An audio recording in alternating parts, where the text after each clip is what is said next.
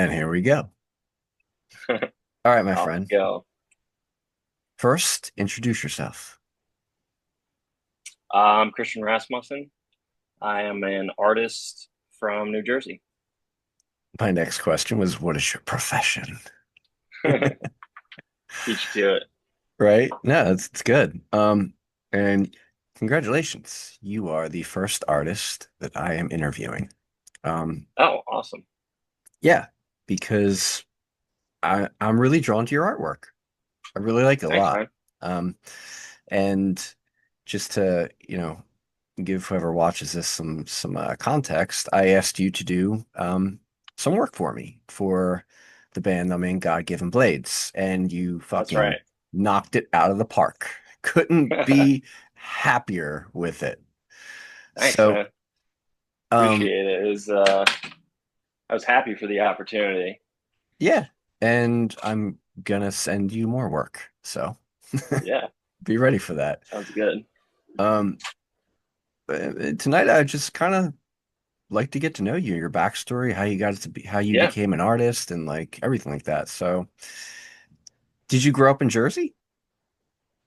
Yes, born and raised. Where in Jersey? North Jersey, Essex County. I grew up in Caldwell and moved basically 10, 15 minutes away to Montclair. Um, it's it's pretty close to the city, New York City. Um, but in terms of when I started as an artist, it's really been my whole life. You know, Hmm. it's something I've been doing as long as I can remember. Um, Were you yeah. scribbling on notebooks in grade school and everything like that in Oh kindergarten? yeah, And yeah, yeah. absolutely. I was doodling all the time. I was the kid that like loved art class, Hmm. that type of stuff. Making comic books, which is something I still want to do eventually, but it's very time consuming process, and I have a million projects I want to work on, Hmm. which is a blessing and a curse. Do you go to cons, like Comic Cons and Uh, stuff, no, I don't. You mean as like a vendor or just like for inspiration, either? just in general? Yeah, I don't actually. I mean, I've always been open to it. It's one of those things that's like, it's almost like I've been waiting for someone to be like, "Hey, do you want to go to this?" And I'd be like, "Sure." Like I'm totally open to it. I just haven't like gone out of my way.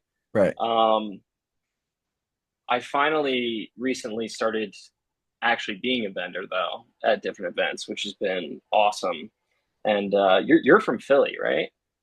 Born and raised. Well, Yeah. I live in Philly now, but I am Uh, from Upper Darby, which is right outside of West Philly. okay. I don't know it well at all, but like I was there actually this past weekend at the FDR skate park. Hmm. They did a whole skate contest. Queen of the Park was a female skate contest, and they had a bunch of like artists, local artists, vendors, all that. So I went to that. It's the third event I've worked, and it was awesome. I loved Yeah. it. I thought everyone was so cool. I don't know why I feel like it's a bad rap. Philly, being from Philly my entire adolescence and adult life, I understand the love-hate relationship that people have with Philadelphia. And I say Yeah. this often because um, I've, in the last 5, 6, 7 years, I've gotten to travel around the country a little bit and meet Hmm. people from all over. Right. And there is something very unique about people from this area. And the one thing I characterize it is um, people from here have a good bullshit meter. People from Yeah. Philly, they have a good bullshit meter to see like what's the deal, you know? Right. Um, Right. Whereas and so that tends to make people from Philly a little standoffish initially, Right. but when you kind of establish a connection and communication and you kind of let each other know like you're okay, then you have a pretty tight bond. You Okay. know, it's not like it's not a bullshit bond. It actually is like a uh like it means something. Right. Because I have a lot of roots here. I have a world of people here. Yeah. But I also have friends spread out throughout the country. Just from being in fitness and music and stuff like that. But Sure. I want I'm glad you say to that because I everyone I met was so cool. yeah, So I guess that means I'm not full of shit. no, you're not. Like you there, but there is a do you know what a morphic field is? Um, is it something like a, I mean, I'm gonna guess. I don't. I'll say I don't. Okay. Is it something like a psychosphere type of thing? Well, we'll say a morphic field is a, a an energy field that is characterizing a certain um, idea of energy, right? So, like I said, the my idea of Philly is Philly has this like weird chip on its shoulder, gets a bad rap. People say stuff about Philly all the time, but like I just said, when you live here and you establish connections here, they're very real. Right. They're not fake, they're not bullshit. Um, but that comes from like trauma of this place. And I just Hmm. feel like most of the my existence being here, uh, it's been like there's like this cynical like something always shits the bed type of thing. Like Yeah. there's this negativity here. There's this cynicism that hangs over everything. But I feel like that's kind of been lifted in the last few years. It's not the same as it was when I was coming up, 20, Sure. 20 something years ago. I I'm sure. Have you seen the David Lynch talk about Philly? Yes. It Yes. feels like a roast, but it also like it's weirdly like inspiring too with It, some of the it stuff he says. it's He's true though. yeah, and It's it kind of spot reminds on. me of what you're saying. Yeah, Hmm. where it has like a life of its own, and it's like it's really a matter if you choose to embrace that or not. Yeah. Um, And I can say this as well. It's kind of like if you can make it here and you can and you can you if you can establish yourself here and make it out of here and establish yourself other places and come back and like bring like notoriety to Philadelphia, it's like something good. Um, mhm. that's looked at here as like fucking yeah, man. You're from Philly. Yeah, You went off and did something great. Like represent, you know? And I yeah, like there's yeah. I have some of that with me as well, you know. So I was always I was always like proud to be like whenever I would go to like fitness events or whatever, certifications in different parts of the country, I'd always be like, yeah, I'm from Philly. Hmm. Right It's away. like, Yeah, yeah, yeah. but Wear it on your shoulder, as they say. kind of. It's it's a good I mean that's awesome though. It's a good home base and it's like I love Jersey. Um like genuinely, I think it is filled with a lot of loud, aggressive people for sure. And there's times where I want to like pull my hair out when driving or stuff like that. But it also I know what you're saying. It has that kind of feeling too at times. But I loved the vibe of Philly. I loved it like right away. And I honestly have never really been there too long other than like passing through. But I have a couple of friends there. They love it. And after the experience last weekend, I'm like, I'm gonna like come down here more often. You know, You it's also not that absolutely far. should. Yeah. Um, there's there's a lot of inspiration to be found here. Hmm. You guys just have to look in the right places. There Totally. is there is a lot of creativity here. Um, in terms of art and music, but it's not out in the open, but it does Yeah. exist. And when you find those places, you find some really cool people and you find some really cool connections. So come to Yeah. Philly more often. Hell, you can Yeah. hit me up, man.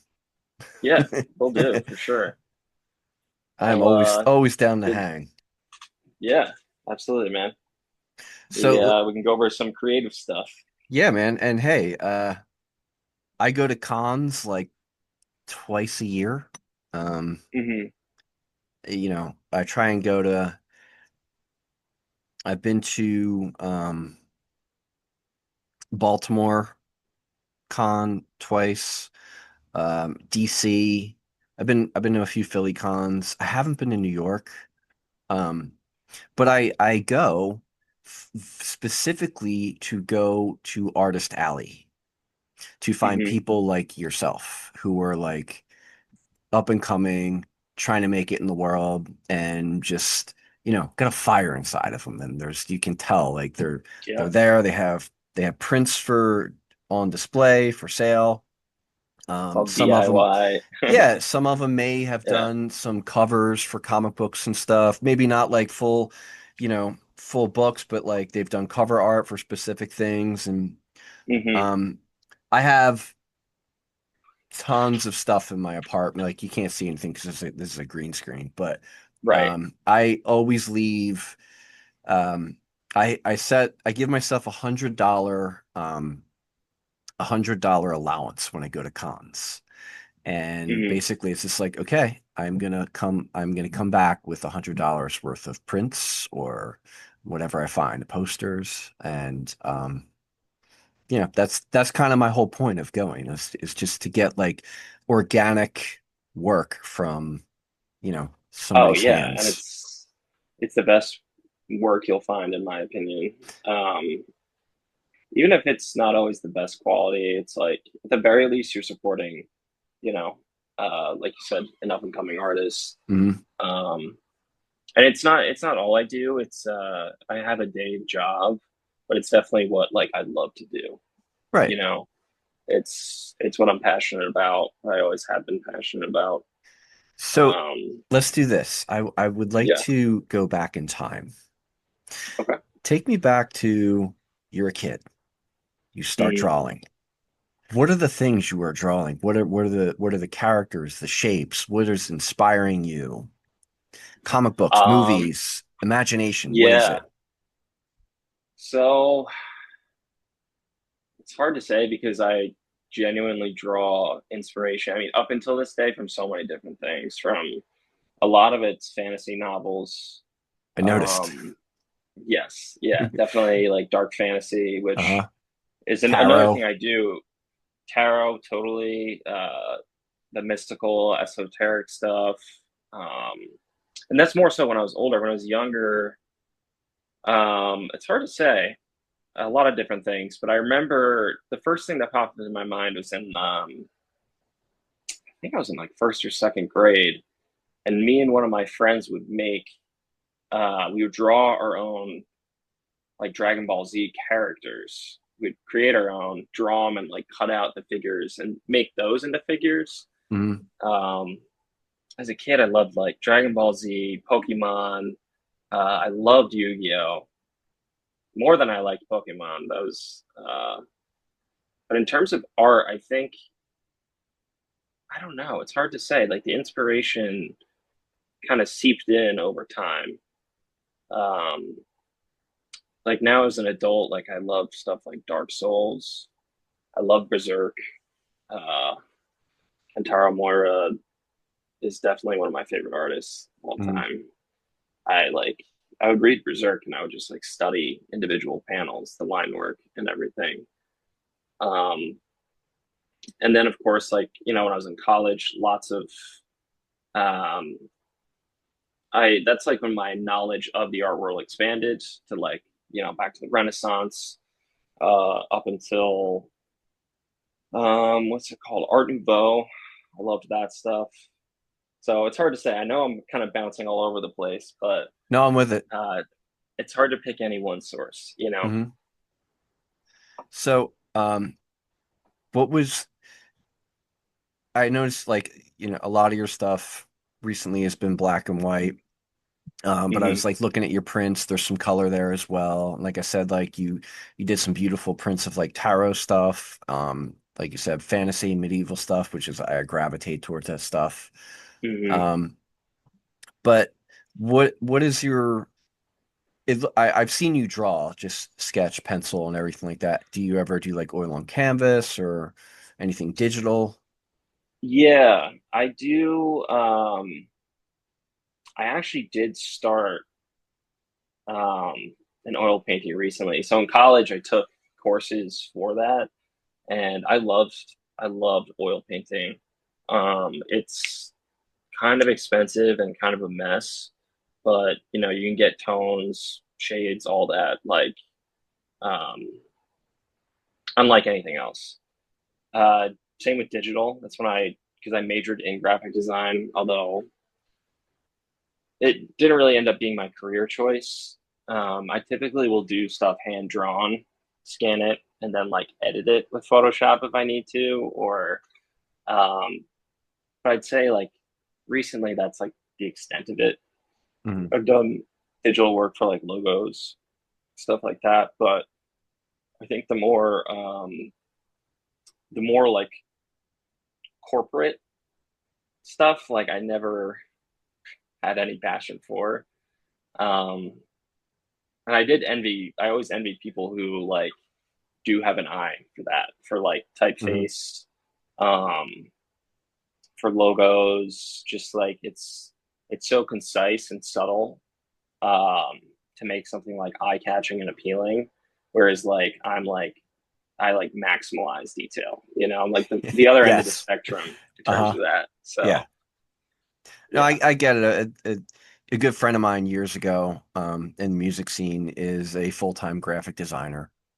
So Hmm. I know exactly what you're talking about. He's in the middle. He has an eye for both. He has an eye for like, how to make a logo and everything like that, because that's been his career. But he's also been um somebody that like puts together like really amazing flyers for shows and stuff like that. And also like he's Right. done album artwork and but he's not drawing it by hand. He is a graphic designer and pulls Yes. and All edits and on everything like that. Illustrator. Right, Yeah. right. And which is again, it's like I so much respect for that. I have a close friend who's an incredible designer, and it's like I envy it because it's like it seems so effortless. But then again, I'm sure he probably feels the same about mine. The Yeah, last oil right. painting, to some degree, Yeah, like yeah, yeah. I just but the last oil painting I started to do, then I realized like I forgot how strong oil is and that I can't just do it in my apartment. Like I need to find a different space because I was like starting to feel like dizzy and I was like, I totally forgot there's like, It's toxic Fumey. fumes coming off of this. Yeah. But I basically started doing a cover um for this project that my older brother and I are working on, which is for a board game. And it's basically like a demon coming out of a pool with a bunch of sorcerers around it. And I mean, I guess I could tell you there's no harm in telling you the name of it, but it's going to be called Pandemonium. It's like a four-player board game where you summon different demons from Hmm. like actual like all different types of mythology Hmm. to battle against each other. Hmm. And I was like, I really want the cover, at least for whatever booklet or the actual box for the board game, to look um like 80s, 90s, like a fantasy book cover or like Oh, you're speaking my language. yeah, that era of like where like the heavy metal, Yeah. like the it's like everything's very soft, bright colors, like Hmm. that vintage look, like I absolutely love. And it's not my definitely not like my style, but another thing I draw a lot of inspiration from. I think it Right. looks dope. Yeah. I mean, I grew up in that time, so it's kind of it's woven in Right. me. So I totally understand why you would gravitate towards it. Mm-hmm. Um, so you're talking about your you're working on an oil painting, and then for a board game, which summon demons, which is really cool. Um, so obviously you're into really esoteric stuff. Have Oh you yeah. ever have you ever dove into like occult practices and things of that nature? Yeah, I've looked into it for sure. I not to like go as far as to actually like practice anything, but I've definitely researched a ton of stuff. Like, um, I have like what's it called?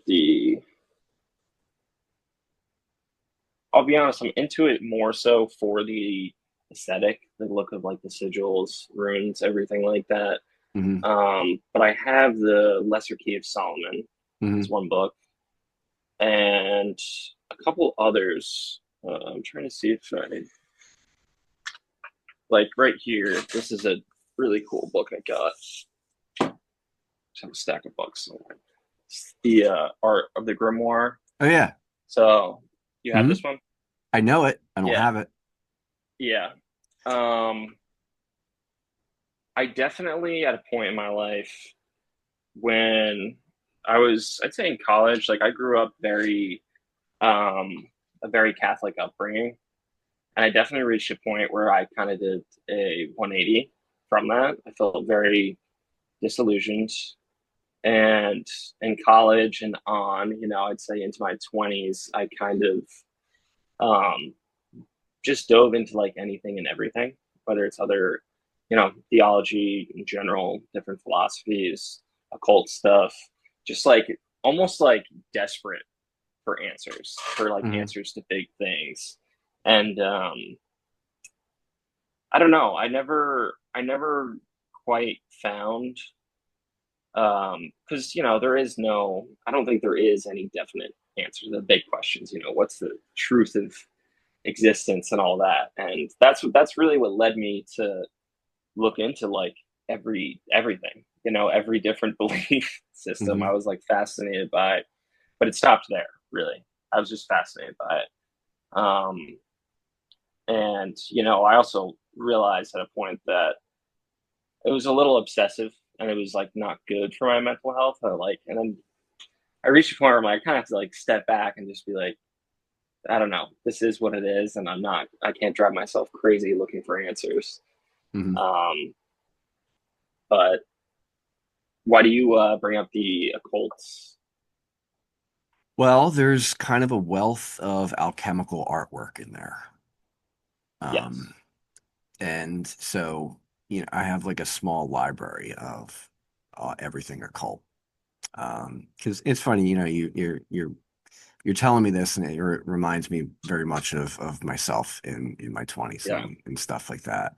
I grew up Catholic. I went to 14 years of Catholic school. Same. Um, I went to a Catholic nursery school too. Wow. So yeah, grade school, then high school. Well, so nursery school, then grade school, then high school. So all Catholic. Hmm. Um, and then leaving there, I just in high school I started getting into Taoism and Eastern philosophies and stuff like that, just because I was, you know, being exposed to more of the world through Yeah. books. Uh the World Wide Web wasn't quite what it is now. It was, it was very Hmm. limited Yeah. to your reach and things of that nature. But it did exist. But more so like your exposure was through things like books and magazines and movies and Hmm. documentaries and things like that. So I did reach out into everything looking for answers, and psychedelics and what have you, just all over the map, Same. right?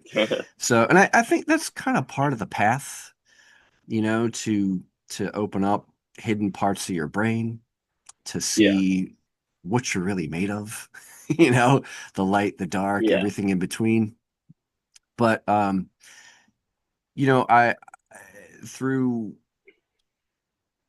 through this path, I have answers. the answers matter, but what really matters is what you do with the answers. Sure. And that's really the deciding factor. When people are searching for things and you find certain knowledge and certain perceived truths, we'll say, once they're known, well, then it's really up to you. It's your responsibility what you do with that information. Sure. And it's funny because and you'll relate to this because we come from a Catholic upbringing. And Catholicism is really good at demonizing things. Oh yeah. And evil and sin and all Catholic guilt. Catholic guilt. Catholic guilt is my favorite, right? Yeah. And it's so funny. Like I've met certain people that have turned to Luciferians and Satanists and everything, and I'm just like, were you Catholic? And Hmm. 50% of the time, yes. Yep. Yep. Uh, so it's funny because there's such this like urge to rebel against Catholicism and Christianity for, Hmm. pulling this this this veil over your eyes of the Yeah. world. But it's like I guess you could say that once you get over the urge to rebel, we'll say, and you come across, like I said, certain things that are pretty undeniable, you come to this realization that it's all up to you. The ultimate truth is your own, because no Hmm. one can ever have your experience.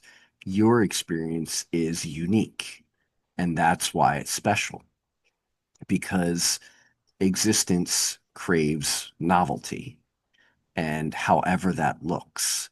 So I think what we're going to notice, what we're going to come to in this age of Aquarius, that we're sledding into now and out of the age of Pisces, is that all religions start to fall to pieces, and we discover that we are actually God. And what do we Hmm. do with that? So, Um. Oh, I it's was like, are you asking me? I well, don't. if Yeah. so, Oh let's yeah. say I take you by the hand and I take you Hmm. to the edge of existence in time, and I say, behind this door is the truth. And all Hmm. of a sudden, you open the door, and there's you on the other side. And your initial reaction is, I don't get it. The answer would be, it was always you. It's always been Right. you. It will always be you. So now what do you do with that? Right? So Right. what I. what religion does is it puts responsibility in God's hands and somebody else's hands. It says, I can't do that. I'm a sinner. I'm not good enough. I'm lowly, da da Yeah. da. So, it's like, That's oh, something I can never strive for. right, Yeah. right. I'm impure. Right, and that's all. It's all bullshit. It's all bullshit. It's all bullshit. And it's all bullshit indoctrination to pull people back from what the potential truly is. And Hmm. that's one of the things that uh that people can get lost in like when they go into esoteric stuff and occult stuff. They can go too much to, like, we'll say, the left, and they can unravel in like a hedonic um Yeah. beautiful explosion. um Yeah. but inevitably it's like, well, the pendulum swings one way. If once you've gotten all of your you know hedonic pleasures and everything out of you, and you've surfed that entire end of the spectrum, now what? Yeah. You're You gonna have to feel go. empty to You have some degree. Well, you'll have that, but you say, I have to go back the other way. And what's on the other end of the room? And the other end of the room is, well, you just realize that everything is is you. So how would you Hmm. treat yourself? And that's kind of Right. how you go about the world. How would you treat yourself? So you would treat Oh yeah. everybody as if, how would I treat myself? It's very easy. The golden rule is looking at us every minute of every day. you know? I definitely resonate with that because like for me, it's like that pendulum did go that way, Hmm. where it's like I'm 31 now, Hmm. but by 28, 29, like I had a full blown like alcohol drug abuse problem, which thankfully I've been sober for a year and a half now. Hmm. Um, but I was very, very lost. Um, and not only because of those big questions, there's a lot more that goes into it, but I definitely went that full other way just to come back. And at many points, I had that realization of like what I'm saying to myself in my head, I would never ever say to any of my family members, any of my friends, like when I'm telling myself these horrible things, like, um, so that was a big, and it's almost like a self-evident thing, but to actually have the epiphany where it's like, I don't deserve this. Why do I think I deserve this? And to so to speak, find your way out of the woods again is spiritual in and of itself. And it's opened me up to um, you know, new ideas of uh I guess belief in a different way, in a more positive way than rather than like this like almost like rabid, eager like need for answers. It's become a much more just like accepting of what what it is, what things are going to be, that some things are out of my control, some things are not. And again, a lot of it does boil down to treat other people how you want to be treated and like leave it at that. Like it's that simple.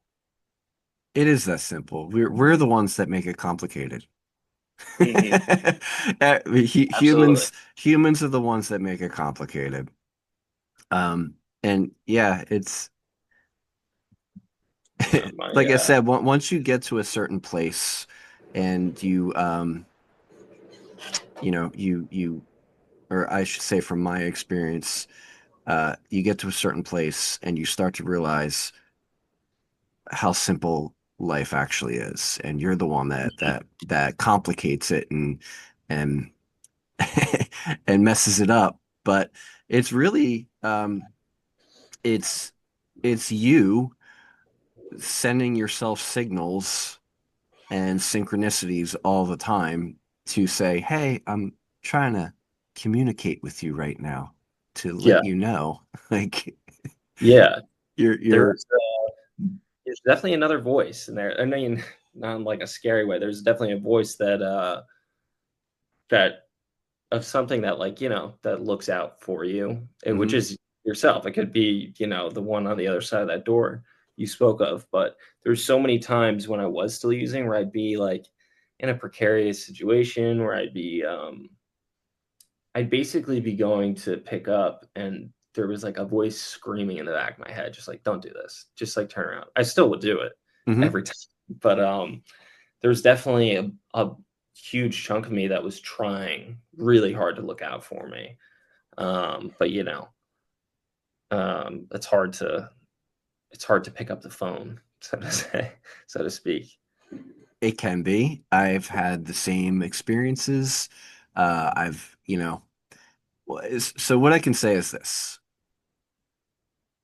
When you swing all the way to one side and you're in um, the place that you're in, that you were in, I've been there plenty of times, and found my way back to the other side. Um, but inevitably, like I said, the pendulum swings and you can find yourself back in that place of, you know, being lost, we'll say. But I can guarantee you, beyond the shadow of a doubt, that that thing, that voice, that thing that is nudging you, saying, "You don't want to do this. Don't do this." Like, Yeah, I know you're going to do it, but I'm just telling you, yeah, that's never going to leave you. yeah, That that is. always there. And the best thing to do is really just to listen to it Yeah. and nurture it because it comes from someplace special. And you know it you can once you get inside and you start to look at your wiring and like what you believe about life, what you believe about reality, what you believe about your role in the world, what you believe about existence in general, you'll start to understand what's yours and what was forced on you, what you took from someplace else. And all of a sudden, all the pieces are on the table, and you can start to see, well, okay, I can flick that one off. I can flick that one off. I can flick that one off. And you're really just left with the thing that's been trying to talk to you the entire time, which Yeah. is Yeah. yourself, you know? And Exactly. I'm sure that, you know, you've had some psychedelic experiences and profound experiences and moments that really For make sure. you push you to a different place. Um, I've never been much for alcohol. I've always Yeah. been more for things that are going to take me uh, deeper or to places where other people can't swim, whereas Yeah. I knew that I could. So, uh, and like that in itself can show you um, how vast you actually are, Yeah. how the darkness that you can think of and the divinity that you can think of, you know. But when I'm saying this right now, but that's kind of what I see in your artwork, and it's beautiful. Thank So you. yeah, Yeah. I'm very inspired by it, and you know, I see a lot of talent in you, and I see um, an authenticity that is a very rare thing in Thank you. in your work. You know, you're not trying to be anybody. You are yourself in your work, and it shows. So kudos to you, brother. Yeah. Appreciate that, man. That's an interesting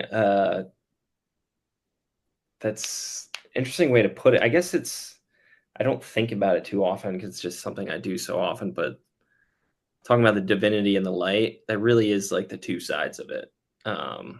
In terms of my work, you see a lot of angelic and a lot of demonic stuff. Right. Um, and a lot of times it's just something I think looks cool. But then there's other times where I don't know, I think the spirituality in it is why did it like where does it come from? Where does it just like spawn into my head randomly? And I don't know where I'm going with this train of thought. No, no, it's okay. I Keep going. appreciate that. Yeah, I appreciate you saying that because you put it in a very digestible way. It's like it's definitely an expression of your soul. You know, I don't think I look back and I try to see when I was in that very dark point if my artwork was any different. And I can't say that it was. You know, I think a lot of people assume artists, you know, it's a direct reflection of what they're going through at the time. Um, for me, more so, I could just see that it was sloppier, Hmm. like like a more analytical viewpoint. I'm like, it was just, um, but I don't know. I think it's in a way you can feel there's definitely more joy now in the last year and a half. It's still dark subject matter, a lot of it, a lot of skulls, a lot of stuff like that. But I don't know, more dedication or something. Um, I just think You're there learning how to surf the dark, my friend. exactly. Yeah, no, and it's that's what I was about to say is that like I don't know. It's there's people, whether it's in my family or just who just like don't they like why is it so macabre? Why is this dark stuff? And I'm like, to me, that's beautiful. Like Hmm. it's a beautiful thing. It's death and all that is something to be embraced fully rather than to tiptoe around, you know? It's It um it's very hard to look at things that seem dark for some people, because it's a reflection of what they don't want to think about, yeah. right? So one of the things that you'll find in the esoteric path of occult and art and the dark arts and all that stuff is alchemy. The entire process is to know thyself. Hmm. To know thyself, you have to know all parts of yourself. You can't hide any part of yourself, because if you're hiding a part of yourself, well then you haven't mastered it. You haven't tamed it. Right. You're in this period where you're coming out of the dark and you're conscious that the dark exists because you've been there. Hmm. But now it's like you can look at it from a different place and recognize certain aspects of it and kind of see why some of it is beautiful, but it's not Yeah. necessarily that you live there or you dwell there. Yeah. You kind of understand that there's these aspects of the dark that actually characterize the complete polar opposite to exist, Yes. Oh, right? absolutely. And that's exactly it. Once you, or for me, once I came to that realization, um, it made me a whole lot less reactive about life, Yeah. because it made me accept that something has to exist for another thing to exist, to even have a story, we'll say. So, like, Hmm. we'll say, we're at this moment in time where the world is everything is on extreme, right? We're if you look in Eastern philosophy, if you look in the occults, if you look in astrology, everything is pointing to we're coming to the end of a cycle. We're coming to the very end of a cycle. And if you look in Hermeticism, it's like the pendulum is swinging all the way up to one side right now. We're not quite there. And when everything is at that spot, the most practical common thing I can say to everybody listening, or wondering what the fuck am I talking about, is if you look at the speedometer in your car and it has RPMs, we're getting the needle up into the red RPMs right now, right? Where the engine is about to blow if you keep pushing it and pushing it and pushing it and pushing it. Yeah. And everything right now is showing that everything is extreme. Everything is so polarized. It's almost like, even if you're in the middle, it's like you're a middle extremist. you Yeah. know, Yeah. it's It's kind of so crazy. so I Yeah, I know it's exactly what you mean. so the thing about that is, like, what we're seeing is all of this stuff come up from the bottom, right? All of these deep scars and these deep things that everybody is, pushing down, is coming up. The things you hate, the things you love, the things you stand for, all that stuff, right? And certain people are going to do some terrible things, some atrocities, Hmm. but some people are going to be heroes too. The heroes can't exist without the people doing the bad shit. Right. That's what's happening right now. People are Uh, doing terrible things yeah. because heroes are going to come from this. And that's important. Yeah. You have to understand that that's how the cycle goes. That's how the universe works. That's how all of this works. And like, people could say, well, don't you feel bad? Or it's just like, of course I do. It's just like I see myself in everyone. Yeah. I see what hatred feels like. I see what anxiety feels like. I see what love feels like. I see what um, extreme suffering feel. I see it all. It's like I've experienced all of these emotions that everyone is going through Yeah. because of this path that I've been on. And it's it's not that I'm just like, oh, this is fine. But it's like, well, no, this is how it unfolds into something Right. where we don't Like do this over. anymore. Right. It's like Yeah. like like I said, like we're redlining right now. Everything's on extreme. So So this can't last much longer before no, something absolutely pops. I'm wondering when you mentioned that pendulum swing, the end of a cycle, when was the last end of it in this? Is it dharmic you're talking about, or Well, hermetic? so we're you can think Hermeticism is basically like Hermeticism is the easiest thing to follow and understand because it's just principles. There's nothing, you don't worship anything. You just Yes. understand it's like it's the difference between getting in your car and worshiping your car or getting in your car and understanding like this is how my car works. I press on the gas pedal, the gas Right. goes into Yeah, I yeah, turn yeah. the steering wheel, the suspension turns the wheel. So it's like I understand the principles of how the car works. I don't know. I Hermetic do genuflex before I right. get in my so. Hermeticism is just understanding the principles of how everything works. Sure. Um, so you don't, it's like you don't have to get so emotionally attached to everything because it's just like, okay, this is just how it goes, no matter how I feel, right? Mhm. But um, mainly in terms of like what people characterize in the yugas, right? So we're basically in like the end stage of like Kali Yuga. Mhm. And meaning like the worst of the worst is happening right now. And I can understand the idea of that. I don't think that we're quite my friend texted me today, one of my friends who's a producer that I actually go record with and stuff like that. And Mhm. he's just, we have deep philosophical conversations while we're like, you know, tracking guitar and Alrighty. stuff. And Yeah. he's like, man, things are getting pretty close to the edge.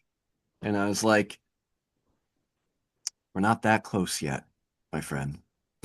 Yeah. I was like, we Yeah. still got a little bit to go to the edge. I don't, So I hate to say that, but we're I we're, just we're still see we're still pushing it.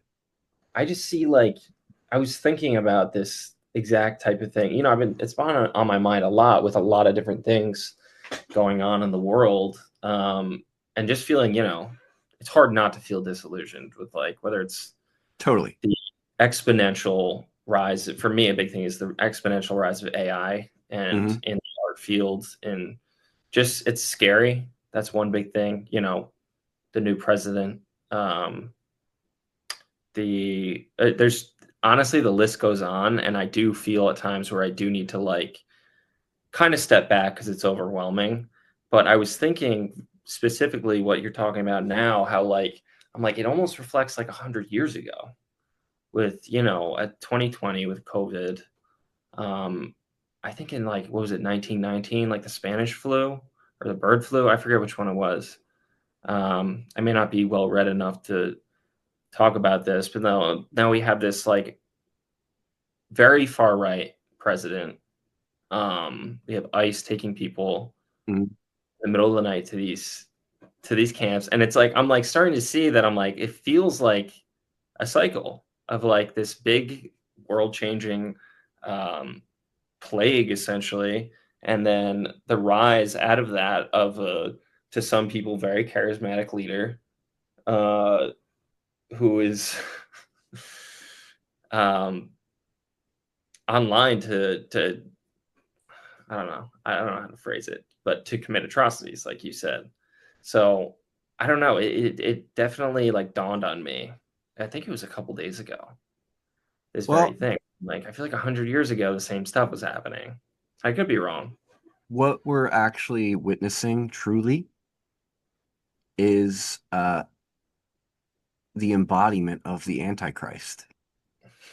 And I don't say that in like a Christian religious sense or anything like that. Like what what that actually means is Christ consciousness is a specific thing where basically I just put it into words where like if I took you to the edge of time and the edge of existence, I said behind this door is the answer, and you open it up and it's you.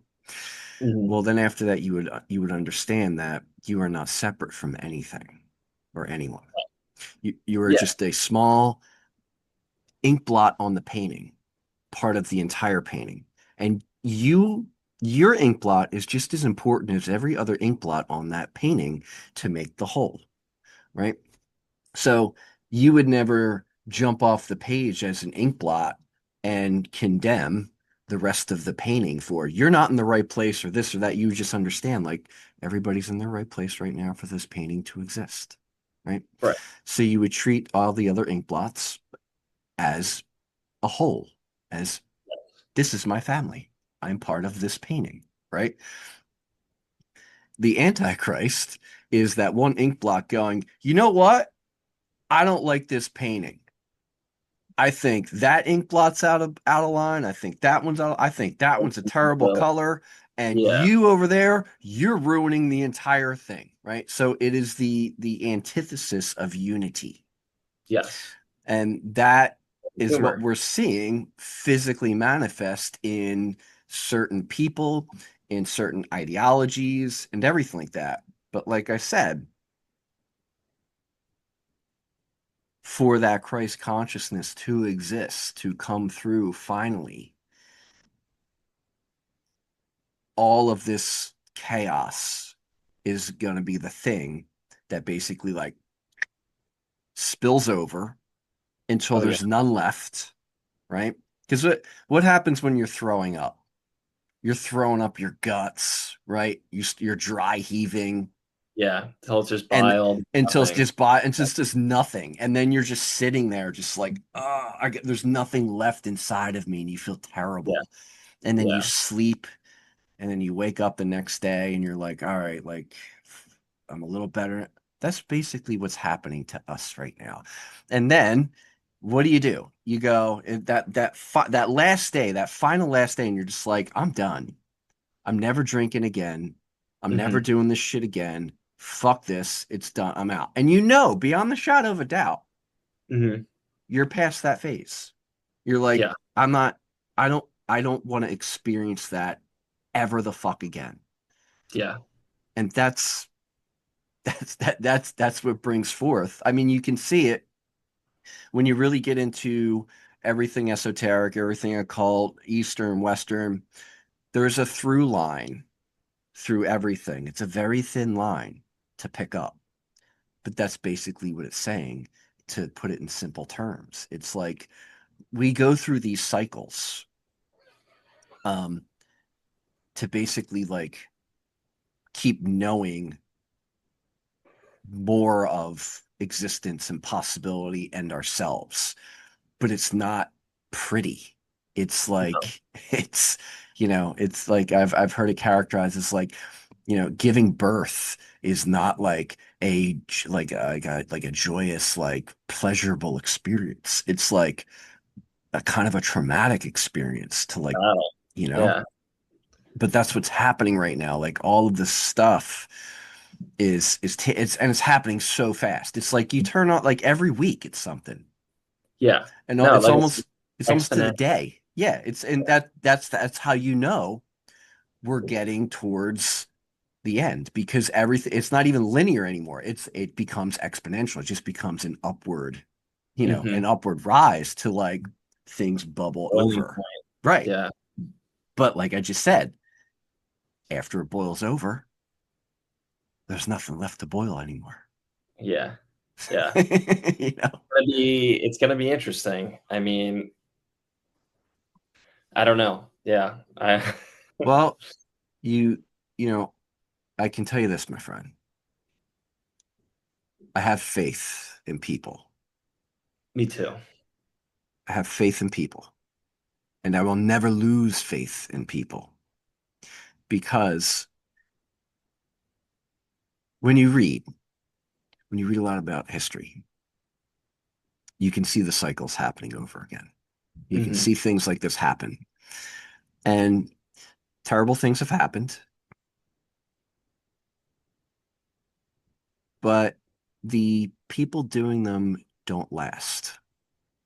Yeah. Like we haven't been in, we if we go back, a few thousand years, like uh this one bloodline king has not ruled with his kingdom for the entire time. No, what happens is natural law takes over, Hmm. and what is being put out eventually comes back in a boomerang and serves it up. So I have no doubt that the things that are happening right now are going to be served up to who is doing them. Yeah. And that's okay because that's how we learn. That's the hard way to learn, but that's probably the only way certain people are going to learn. So I, I yeah, you're right. But I want to touch on something you said. You mhm, said, like, so AI right now is like this thing that is really in the picture for a lot of artists like yourself yeah, and graphic designers, and now it's spreading into people that film movies, actors, mhm, everything. writers, We could yeah, even say it's even spreading into music industry stuff, which is, my place. And I understand, I completely understand the pushback on it. I absolutely understand the pushback because, like I said, I'm someone who searches for novelty and authenticity in everything mhm, art. So I journey for it. I journey for that oil on canvas. right. But not everybody's like that. And I don't like people like me that go the distance for something like that. I think we will always exist. Mhm, Um, but initially I do see you know, s- uh, some of this AI technology definitely causing, some sort of reaction inside of those industries, just because of capitalism. right. Just That's really what it is. It's because of capitalism. And if we dissect capitalism, it doesn't even matter anymore. Like once capitalism blows up, because capitalism is going to blow up at some point. The way I describe capitalism is it's bloated. So It it's funny. is. It's It just like is. this bloated like monster that just keeps eating and Right. eating and eating. Right. Something you should draw actually. I'm gonna Right. get around. But so you're on the right page. Like capitalism is going to blow up because it's not sustainable, and that's part of the cycle as well. Um, but I do see right now, like half of what I'm doing right now is I have to understand how to use um, a lot of AI stuff for this Yeah. channel, right? Because um, this isn't like my full-time thing either. So there's Mhm, certain things that I have to be able to use in order to, do something that would I'd either have to get somebody else to do, or it would take me really long to do it. So I know that certain AI tools are going to make some tasks like that easier. mhm. But I think what some people are seeing is just like this is going to cut down on so much work for people like yourself, for artists like Yes. yourself, working artists, graphic designers, and everything like that. What do you think? Oh man, so I've had a lot of discussions about this. The best way I could put it in like a positive light is that in terms of AI, like my brother put it a good way where he says he uses ChatGPT and other things like that. Um, and besides it being horrible for the environment, he says it's like I treat it like it's an assistant. It's Hmm. just an assistant for menial things, and that's the way I think AI should be used. It should be used for, um, I guess I'll say it has a place for sure. It does. It needs guardrails. It needs much stricter guardrails than it currently has. Um, I think it being in everyone's hands, being so accessible, things like ChatGPT, beyond like the fact that a lot of like things like Midjourney scrape the internet and steal art from artists. That's out there. That's public. Hmm. Um, it could also just be really dangerous. Like you can ChatGPT is a like a rapidly learning tool. You know, if somebody wanted to um, basically make a bioweapon, they could learn how to do it from ChatGPT. Hmm. Stuff like that. You know, so I guess you could argue, you know, that knowledge could be found elsewhere in books or via Google and all that. But I don't know. It's just to me, it's there's the theft part of it, the horrible part, the environment. Like one question to ChatGPT uses like 10 gallons of water or something like that because the servers are so massive and they need like Uh-huh. constant cooling. Um, so while I think it has its place, there's things like art and artwork, and there's like a reason it's called work, you know, that it almost like spits in the face of like I see these artist accounts now that's just all AI. Hmm. And it it's really just stealing little fragments of other artists' images. And it takes out like the joy and dedication that I feel for it. It just totally strips that away. It's like someone feeding a prompt something. And the way I like to put it is it like vomits something back out. It So does.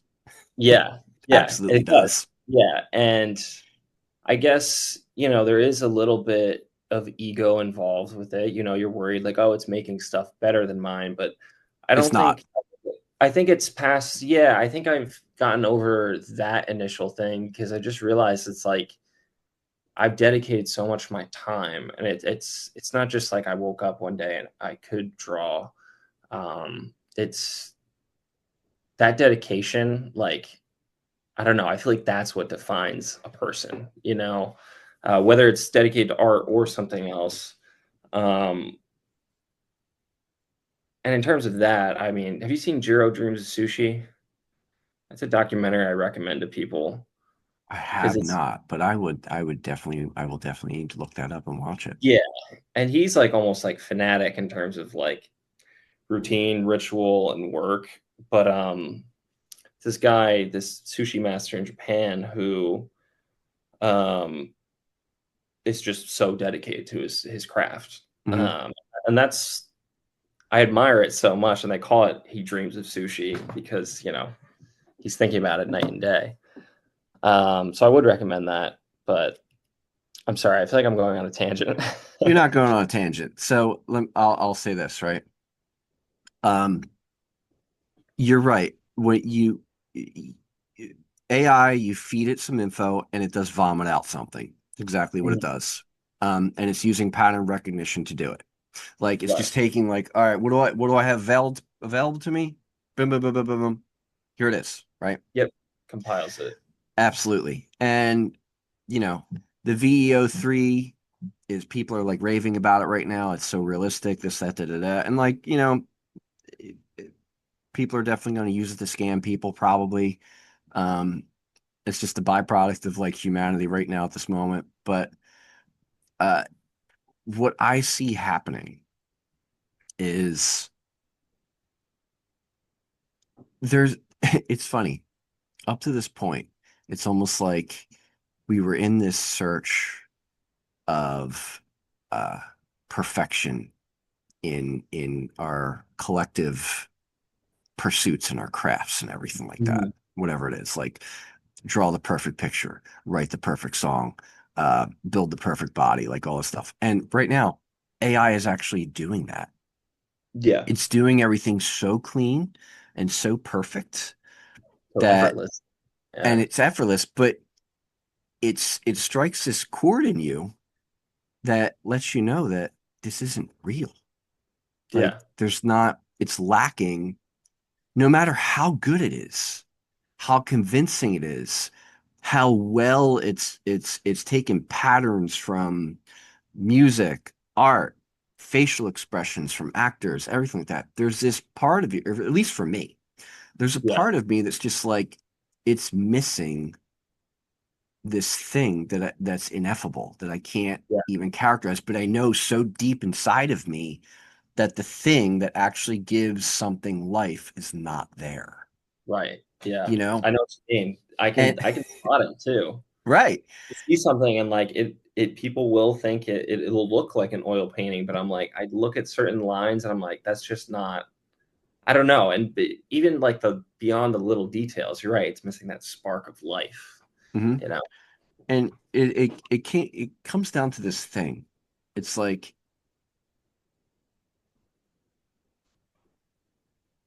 the AI will never be the receiver that the human brain is. That's the difference. This thing we have but in our head, in our skull, is a receiver of divinity, Hmm. of all possibility, all information. And then we do our best to give it form in the Translate it. physical world, right? AI is give me a prompt of what you're trying to tell me to do.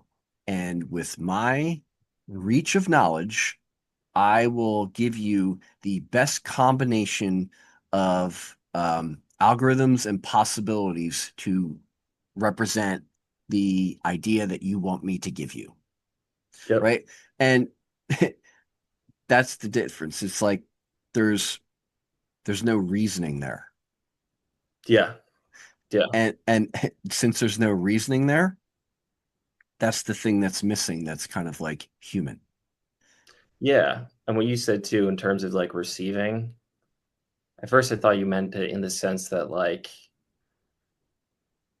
how we perceive art, whether it's music or painting, like it will never have that moment of like that aha moment when you see something that resonates with you. Mhm.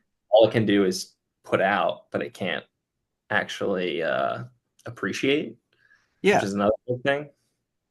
It here's there there's something like there's something about old architecture and old Mhm. artwork and everything that you can see um evokes this thing inside of you when you especially when you're standing in front of it. Mhm. You get this that it's almost like you commune with the energy that produced it, Right. right? That the it's like it's almost like a it's the consciousness that came through the people that gave it form is there. Right. It's the container of that. I don't think in any way, shape, or form a anything that AI gives form to, like say, like what at some point AI is going to be hooked up to a 3D printer. You know that's Sure. coming. Yeah. You know Oh yeah. that's coming, right? Absolutely. Yeah. So when that happens, there's gonna be this like this realization like there's there's and even if it like if somebody prompts it, right? Right. And it's just like here, make this thing and it completely creates it and it spits it out and it's just like, oh, there's gonna be something that's like lacking inside of it. Yeah.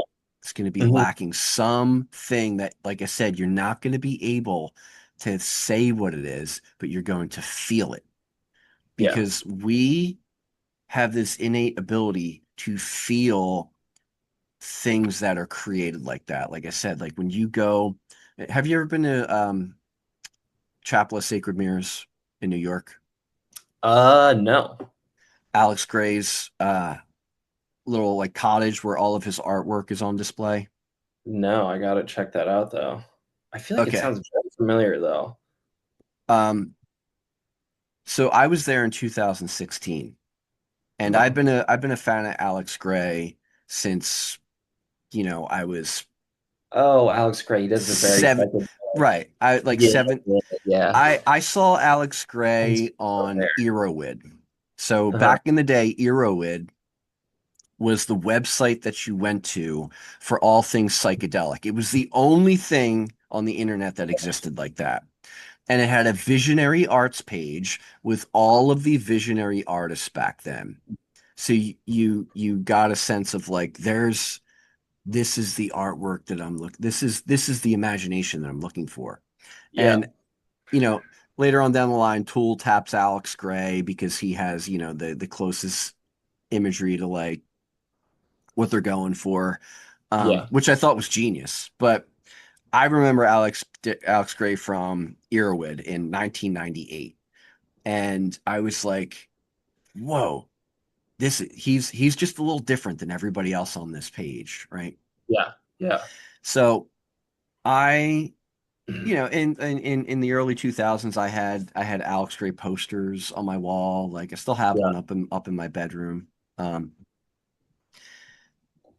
they're beautiful. They're Mhm. absolutely gorgeous. In 2016, I went to the Chapel of Sacred Mirrors and I stood in front of every one of those works of art so close that I could see the brushstrokes. Yeah. I stood in front of the Cosmic Christ sculpture, which I've only had a poster of. You can't get an idea how huge it is from a poster. Yeah. It's like it's probably like 10 feet, like 9 or 10 feet tall, and I want to say like maybe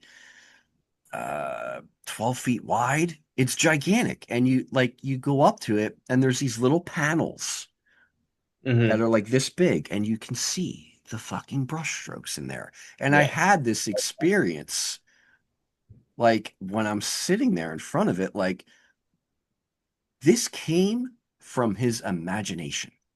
Yep. Every part of this, everything in here came from this guy's imagination. And this is like his soul in physical form, Exactly. essentially. It Yeah. really is.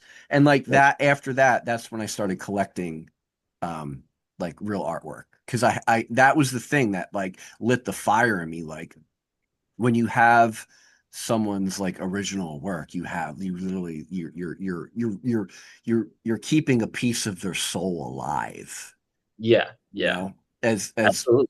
as what original art was actually made for. It was made to encase an idea of Yeah. knowledge and keep it alive for people to understand and see.